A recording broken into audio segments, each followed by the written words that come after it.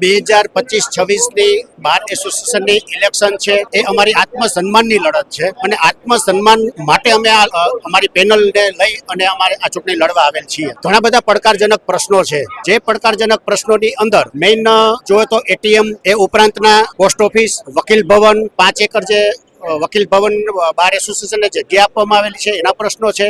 એ ઉપરાંતના જે વકીલોને જુદી જુદી ફિલ્ડના વકીલોને મળતી મુશ્કેલીઓ, જુદા જુદી જગ્યાએ પોલીસ ઘર્ષણ થાય છે, કચેરીઓમાં ઘર્ષણો થાય છે. એ ઉપરાંત જુનિયરોમાં જે લીગલ અવેરનેસ લાવવા માટે એટલે અમારા માટે ઘણા બધા પડકારજનક પ્રશ્નો છે. એથી વિશેષ જે પ્રકારે રાજકોટ બાર એસોસિએશનમાં છેલ્લે સંદીપ વેકરિયા સાથે જે ઘટના ઘટેલી છે એ ઘટનાને લઈ રાજકોટ બાર એસોસિએશનના સિનિયર જુનિયર તમામ મિત્રો ખૂબ જ નારાજ થયેલ છે અને એ નારાજગીને દૂર કરવા માટે તમામ વકીલો એકજૂથ થઈ અને સમરસ પેનલની તરફેણમાં વોટિંગ કરશે એવો મને 100% વિશ્વાસ છે.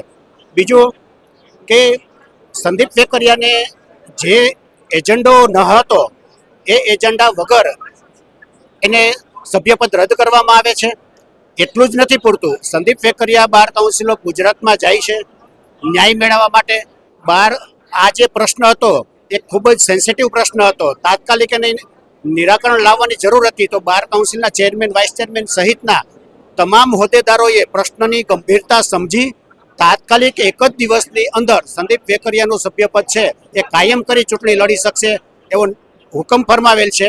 એટલે જોવામાં આવે તો સંદીપ વેકરિયાને જે અન્યાય થયો છે તો ચૂંટણી તમે હેલ્ધી કોમ્પિટિશન હોવી જોઈએ. કોઈને પાડી દેવા માટે કે કોઈની રોજીરોટી અથવા કોઈને નીચા દેખાડવા પોતાની લાઈન લાંબી કરવી જોઈએ. એની જગ્યાએ બીજાની લાઈન ટૂંકી કરીને પોતાની લાઈન લાંબી કરવા વાળાને 19 તારીખે આત્મસન્માનથી જવાબ મળશે.